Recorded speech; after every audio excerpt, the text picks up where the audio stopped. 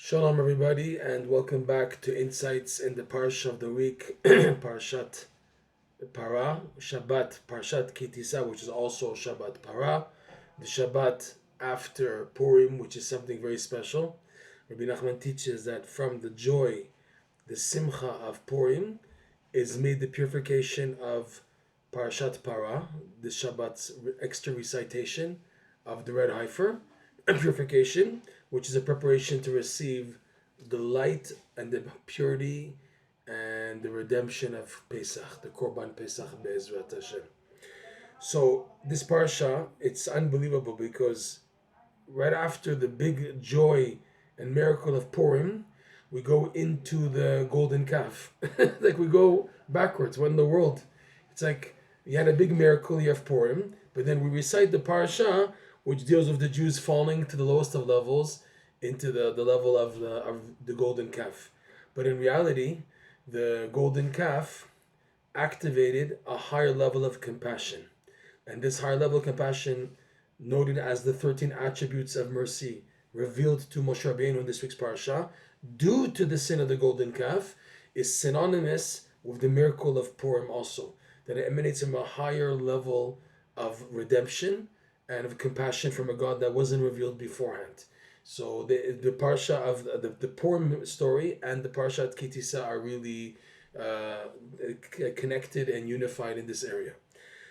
We'd like to go into some details of the parsha regarding how Moshe Rabbeinu was dealing with Hashem in trying to console him, but also details of what Hashem said in order to begin the rectification of the damage of the golden calf. First thing, once Moshe Rabbeinu convinced Hashem not to destroy the Jews by saying, Hashem, if you forgive the Jews, fine and dandy. And if not, and you have no compassion from them, Vim ayin mechenina misifrecha, blot me out and don't create a new nation from me, because I can't trust that my children will do better. If a table of 3 legs or a chair of 3 legs can't stand, in other words, Avram, Yitzchak, and Yaakov, 3 forefathers, and their descendants can't stand with the merit of Avram, Yitzchak, and Yaakov, that's the idea of the 3 legs. So I'd expect me, Moshe Rabbeinu, only on 1 leg for my chair to stand, then for my descendants should come the continuation of Am Yisrael. So with that argument, Moshe Rabbeinu convinced Hashem not to destroy the Jews, but still Hashem was upset. He's saying that whoever sinned will be punished. So let's take a look. There's some details here that require some research and questions that pop up. Take a look in the Parsha, chapter 33, okay? It says that when the nation heard that Hashem said, I will no longer be with them, because the divine presence is so high that any tiny taint of the Jewish people can activate Hashem's extreme anger, because such a high level of holiness of the divine presence is traveling with them. So if now they don't match that level, Hashem will get angry and destroy them. So Hashem says, I'm going to send an angel instead to be with the Jewish people. That way it's not as severe. And in other words, it's really for their benefit. Because if now a higher level of holiness is traveling with them, is with them, the divine presence, and they act again like they did the golden calf, Hashem's anger is activated. Okay, so Hashem says that, and when the Jews heard that Hashem is not going to be traveling with them, so the verse reads, one second, verse number 4, chapter 33, verse number 4. Vayishma ha'am et hadavar hara hazeh. So the nation heard this bad thing that Hashem said He's no longer going to be traveling with the Jews. His presence, His divine presence will no longer be with them. Vayit abalu, the Jews mourned. Velo shatu ish edyo alav, and no person, no man placed the edyo is translated as the crown. What crown? As we know, that when the Jews declared, whatever Hashem tells us to do, we will do and we will listen. So each Jew received 2 crowns from 600,000 angels. 600,000 angels descended. The Gemara says this in Masechet Shabbat, and placed on the head of each Jew a crown for we will do what they said we will do, and a second crown for we will listen. So the Jews were mourning when they heard that Hashem's divine presence, which brought the Jewish people a lot of light, a lot of joy, but because of the golden calf, Hashem now removed the presence from amongst them, and instead replaced it with his angel. His angel will be with them. Okay? The angel is called Matat, by the way. So the Jews mourned that they now were deserving of this lesser level of divine providence and assistance and presence. So they were mourning, and they did not place the crown. Now the verse reads in the singular, Velo shatu, and they did not ish edyo alav. Each man did not place his crown in the singular. They have two crowns, but the verse says edyo alav. Okay, so one crown. Hashem and Moshe, verse number 5. And more bnei Yisrael, atem am ksha'oref rega echad ele b'kibecha v'chilitecha. So Hashem said to Moshe, tell to the children of Israel, you are a stiff-necked nation. In one moment, I can, if my presence is amongst you, I will come amongst you and destroy you, because of your stiff-neckedness. So now, hored edyecha me'alecha, remove the crown from you, from your head, and I will know what to do with you. So the commentaries ask, but wait a second, we just saw in verse before that, verse number 4, that they did not place the crown on their head. So why is it saying here, and they should remove the crown? And the next verse, by the way, reads, verse number 6, Vayitnatzelu v'nei Yisrael et edyam me'achoreb. And the Jews had removed from them the crown, edyam, plurals, their crowns that they received from Mount Horeb. So what's going on here? There's a question here a bit. So they explain, also Reb Noson goes into this in detail, that each Jew received two crowns, right? One for Naaseh and one for Nishma. So the commentaries explain, also Reb Noson explains this idea, the crown for we will do was tainted because of them making the golden calf. So the crown of we will doing was tainted. So they removed on their own initiative the first crown. But Hashem said, it's not enough. They also have to remove the second crown of Nishma. We will listen. Because the idea, Reb Noson explains, of Nishma is the ratzon, the yearning and the wanting of a person to do. In other words, there's the doing, and it is the ratzon, which is far deeper. And Hashem indicated even that crown has to be removed. So that's why it's in singular twice. The first crown that they, on their own initiative, removed was the crown of Naaseh. And then Hashem said it's not enough. They have to remove the second crown of Nishma also. And then it says in the final verse, and they were removed of their crowns, in plural, edyam. Edyam, plural, two crowns of we will do and we will listen. We have to see this on a deeper level. What's going on here? The crown, Rabbi Nachman explains the idea of the Keter, and this also explained in the Kabbalah. The Keter that the Jews received for we will do, we will listen, the concept of the Keter was the ability of every Jew to access, in the format of the Keter, the infinite light. The infinite light, which is always shining, like Rabbi Nachman says in lesson 24 of the Keter, Chayut v'shefa. It's sending sustenance and bounty to a person. Everything they need to advance in life is coming from the infinite light. The gateway for that infinite light is called the Keter. But how the Keter works, as we said this many, many times, and Rabbi Nachman explains it clearly in lesson 24, the way the Keter works is that it pushes back a person. The person has a setback, a pushback, and is expected in that pushback and setback not to quote-unquote create a golden calf, to fall, unfortunately, but that's how it is, and in the fall to get back up, and in this process of being pushed back and falling, Hashem then, without the person being aware of it, is filled with the infinite light. That's why the setbacks are a big, big part of a person's progress and process in advancing in life and coming closer to Hashem. If he has no setbacks and downs, he can never advance. It's always like the Zohar says, mate velo mate, in and out, reaching and not reaching. Judaism is about going one step forward and then going back, many steps, and then starting again and going forward, advancing more and then being pushed back again. Okay, sometimes even farther than you were in the beginning. But this is how it is in Judaism, that in order for a person to access the light, he has to have setbacks. If a person thinks Judaism, Breslev, whatever, is all about just light and light and light and advancement, they're wrong. If as long as a person can't properly accept with emunah and with acceptance the setbacks in life, Rabbi Nachman says in his book, Rabbi Nachman's Wisdom, Sichot Haran, he can never advance. He can never advance. So the Jews were given 2 crowns. Okay? The crowns meaning there's a crown for the Naaseh, meaning there's an access of Keter on we will do, when you're able to do and try to advance. And the second Keter is we will listen, which is the Ratzon. The Ratzon, the wanting to do, even when you cannot do. It's far deeper. That's the crown associated with the setbacks. That hidden in the setbacks comes the person's inner desire to come close. Because desire comes when a person is refrained from something, so that builds the cheshek, the ratzon. Like Rabbi Nachman says in lesson 66, it builds the ratzon to advance. So both were taken. The question is why? If now the keter is the key for a person's attaining infinite light, connecting to Hashem's light, so you're taking it away.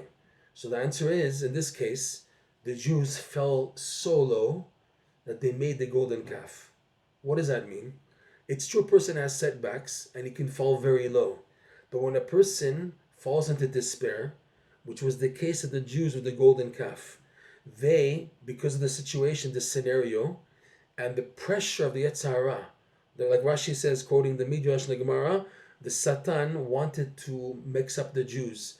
While Moshe Rabbeinu was up 40 days, 40 nights receiving the Torah, the first tablets, so he made the Jews miscalculate on when Moshe Rabbeinu was supposed to descend. And like Rashi says, made an image of Moshe Rabbeinu's body floating in the air, as if to show, look, see, Moshe Rabbeinu passed away. You have no leader. So the Jews started to freak out. And the Erev Rav, the mixed multitude, convinced the Jews of the golden calf. We need a new leader. So they made the golden calf and they said, Ele Elokecha Yisrael. This is your God, Jewish people. The Erev Rav, the mixed multitude, said to the Jewish people, this is your God. Many Jews fell into it, fell to the trap. Okay? Now this falling in the trap is called, in terminology of the Torah, docheket hasha'ah. When a person doesn't have patience and he pressures the situation. When a person is so under pressure and because of the pressure, he makes a wrong decision, which was the case by the Jewish people. The pressure, due to feeling Moshe Rabbeinu is here no longer, and instead of waiting, Aaron and Hur told the Jewish people, wait. Hur, he was outwardly saying to the Jewish, wait. There's a miscalculation here. They didn't listen. They killed Hur, the mixed multitude. Aaron saw what happened, so he's trying to delay, procrastinate. Okay, everyone bring the gold. Okay, let me build the altar and do everything slowly in order to, as much as possible, delay the idol worshipping and the service of which is a sign of despair, but also out of dechikat hasha'ah. Okay, so when a Jew falls into such a level of despair, so that is blemishing the Keter. When you fall, you're expected to get back up. Okay, a person has a setback. Okay, it's a new day. You got to start again. You don't say, okay, I've fallen, so I'm gonna stay here. That's the sign that a person is not worthy for the Keter. If a person wants access to infinite light, he has to show that he has a good desire. The good will and desire comes when a person has a setback. Then he says, Hashem, I just want to be a good Jew. I want to come close to you. And even if he falls, but at least he makes a retort, he expresses the pain, and that is a sign and indicator that he will get back and start again. But other people who don't have that, when they crash, they go all the way. We've fallen, let's make a golden calf, let's make an idol, it's finished, it's over. And because they were dochekasha, they were pressured from the situation and made a bad decision, so they crash and fall totally. Rabbi Nachman calls the Keter the mesader and meyashev of the mochim, the settling and organization of the mind. That's the purpose of the pushback. It allows for the mind to become settled. A person, when he's advancing and absorbing light, so there's no time to settle his mind because he's just overwhelmed by the light. When they see in heaven, it's too much, the Keter puts on its brakes and pushes the person back. Here, the Jews blemished both Ketarim, the Keter of the Naaseh, by doing what they did, and the Keter of the Nishma. In other words, the action of docheket hasha'ah, that they fell into the situation of making golden calf, but also the ratzon, that they gave up. There's no more Moshe Rabbeinu, he's dead, this is our new God. Why do you say that? How could you fall to such an extreme? Only because the person can't handle the setback. So Hashem, only out of good He says, take off the crowns. The Keter is not working with you guys, so we have to take off the crown. So now, what's the rectification then? What to do? If now there's no access to the Keter for a regular Jew, so how in the world do you expect him to live and advance? The answer is in the following verse. The following verse, verse number 6 that we just saw, where it says, like Natztu b'nei Yisrael et edyam me'archorev, the Jews were removed of the crowns that they received from Archorev. Right after that, verse 7, Moshe yikach et ha'ohel v'natan lo michutz lamachane harchek min ha'machane v'kara lo oel moed. Okay? Vaya kol mevakesh Hashem yetzeh el oel moed Hashem michutz lamachane. We'll translate. And Moshe took his tent, that's ohel, and planted it out of the camp of the Jews in the desert. Harchek, not far, farther from the camp, not far, like up to 2,000 amot. V'karalo oel moed, and he called it the tent of meeting. And what was the purpose of Moshe Rabbeinu moving his tent outside of the encampment of the Jewish people? That anyone who was still looking for Hashem, vaya kol mevakesh Hashem, you're looking for God, you have to go out, you have to make the effort. Yetzel oel moed, he has to go out to the tent of meeting, and that his searching for Hashem and he has to go out shows how much he's willing to look for God in his life. Hashem yichutz lamachane. Okay? And the tent of meeting, which is out of the camp of the Jews. So the Zohar says, Rabbi Nachman quotes the Zohar in various lessons in the Keter. Ohel, a tent, also translates as a halo, a light. Behilo nero ale roshi. That the candle was shining over my head. It's a verse from Eov. Hilo is similar to the word ohel, meaning what? Like the Zohar teaches, the light of these two crowns that were taken from the Jewish people, in other words, the potential of the crowns to give Jewish people access to the infinite light, which is ohel, hilo, that was given to Moshe Rabbeinu. Moshe Rabbeinu received all the light of the Ketarim, meaning any Jew after the sin of the golden calf who wished to still try to connect to Hashem, on his own, he can't. He lost his 2 Ketarim of Naaseh and Nishma because of the blemish of the golden calf, okay? So then what to do? The only solution was you have to receive light from Moshe Rabbeinu's tent, where there the divine presence, the Shekhinah, will be present with Moshe Rabbeinu, okay? Until, the commentaries say, until the Mishkan was erected in Rosh Chodesh Nisan. At that point, the Shekhinah then rested in the tabernacle, in the Mishkan. But until then, anyone looking for divine presence, which in other words translates as accessing the infinite light, he had to go to Moshe Rabbeinu through him to get the accessibility of the Keter. And the verse itself tells us that the Jew having to go out of the camp shows that a person is willing to go into a domain of darkness in order to seek light. I'm willing to go to a domain which is unknown, outside of the comfort zone of the encampment of the Jewish people in the desert, and from there to go and enter to look for Moshe Rabbeinu, to get to Moshe Rabbeinu, to get to the Tzaddikim. So this concept is that when the Jewish people lost out, their only hope now, not just Moshe Rabbeinu's davening for the Jewish people, which is what saved them, but from that point on, they'd be looking for the light of the 2 crowns. It's by Ohel Moed. It's by the tent of meeting where Moshe Rabbeinu met the divine presence, okay? And again, this lasted until the Mishkan was erected in Rosh Chodesh Nisan. Then Hashem told Moshe Rabbeinu, from now on, the light, infinite light access will be through the various vessels of the Mishkan, the Aron, the menorah, the showbread, the altar for the Ketoret. All these things serve as vessels to give the Jews, like the Ketarim that they lost, accessing the infinite light. So it shows us here that this is a message also for today, that when a Jew on his own, he steps too far in trying to advance, and then when he has a test, he also is docheket hasha'ah, he forces the situation. No, things have to work out my way, the way I want it to be, even though my intention is good, but I can't accept the waiting. I can't accept the Keter's attitude of settling the mind, waiting, making the person wait. I need answers immediately. I need advancement as soon as possible. I can't wait. When a person can't do that, so he's lost access to his Keter.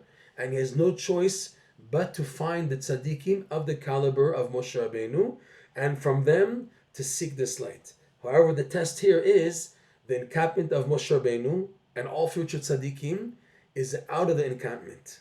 This is hinted to, by the way, at the end of the Megillah. The end of the Megillah, where in the Megillah, the big miracle is also that Mordechai's fame spread throughout all the nations, right? Shomo halech bechol hamedinot. The fame of Mordechai spread in all the countries, 127 countries of King Achashverosh, okay?